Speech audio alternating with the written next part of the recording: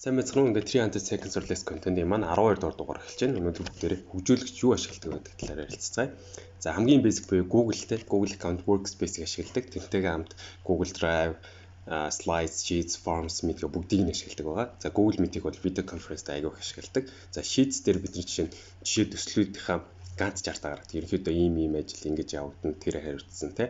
Тэгээ дээрэс нь daily report буюу хин юу хийсэн байдгийг хөтлж чаддаг. Би өнөөдөр ийм ажил хийсэн, төдөн цаг зарцуулсан гэсэн.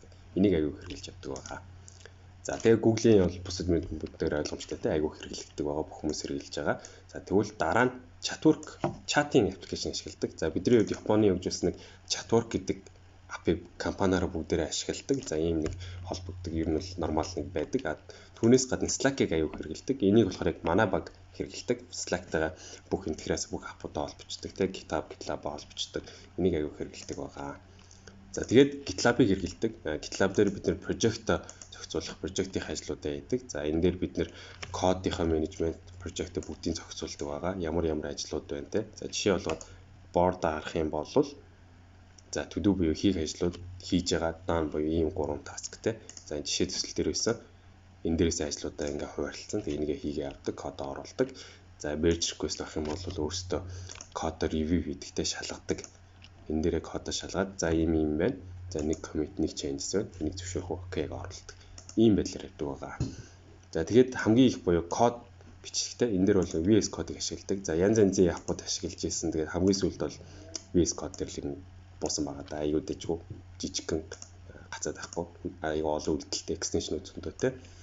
За тэгээд энэ дотроо бид мэдээж Docker-ыг ашиглан. За Postman-ы оронд сүүлийн үед энэ Thunder client-ыг ашиглаад байгаа. Бас нэг extension. Ерөөсөө л энэ дотроос Git post хүслүүдээ явуулж та аюу амар. Тусдаа дахиад нэг Postman гэдэг бас заахгүй гэсэн үг.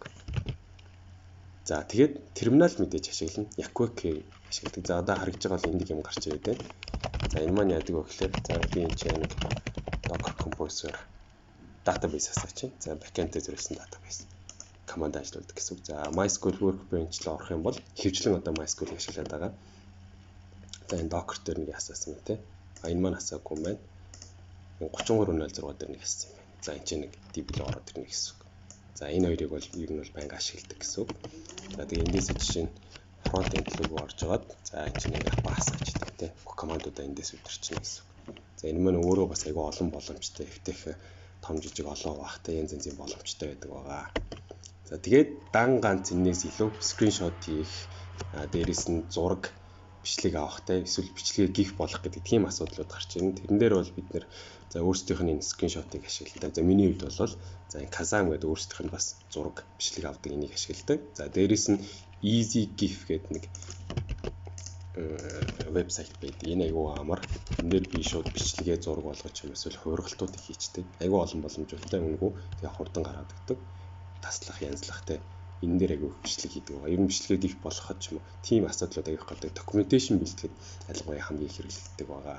За хэдүүлээ жишээ болгоод энэ дээр за нэг wiki-г н ороо харчтай. За wiki-г н ороо харвал за нэг ийм хоёр юм байна те. Нэг нь лүү оронгууд энэ нэг тестер юм бичсэн байх хэрэгтэй ч тийм. Тэрнийгээ бид нар markdown-аар бичдэг. Тэр маань одоо хаач уншигдахаар эвтэйхэн байдаг учраас за энийг хэдүүлээ edit гэж кодыг аваад үзчихье.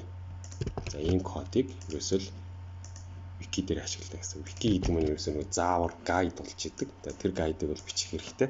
Тэрийг бичихтэй markdown ашигладаг. Ийм хийсэн энийг дараараа ийм код бичээрэй ч тийм. За ийм байдлаар ер нь бол ашигладаг байгаа. Тэгэхээр хамгийн энгийнээр бид нэр Google-ийн юмнуудыг мэдээж ашиглаж байна. За chat бол тохиромжтой те хамгийн ашиглах ёстой зүйл. За Chatwork-ыг ашиглаж байна. За жишээ болгоод харуулах нэг иймэрхүү энэчээ бахан чатууд нь энэчээ гол текст нь энэчээ нэг тайлбар нь. За Slack-ыг бол мэдж байгаа те. Slack ч гэсэн бас төстэй channel-уудтай юм бичсэн thread-тэй дотор нь орох юм бол харагддаг. За тэгээд дээрэс нь мэдээж нэг холболтууд хийгдсэн учраас webhook-уудтэй те GitLab дээр нэг CI/CD гэж ажиллажлаа, ингэчлээ, гэдэгчлээ гэдэг мэдээлэл нь харагдчихдаг. За тэгээд GitLab дээр өөрсдийнх нь CI/CD-г тохируулчих юм бол dev-ийн орчин руу, stage орчин руу, production руу шууд AWS руу шууд deployment хийдэг те CI unit test-үүд нь ажилладаг. Ингээд зохицуулчихдаг байна. Ингээд хамгийн энгийнээр бол энийг ашигладаг байх нэ. Миний хувьд юм байна. Бусад хүмүүс одоо ямар гэдгийг сайн мэдэхгүй. Гэтэ ерөнхийдөө бол төстэй байгаа хаа гэж бодож байна.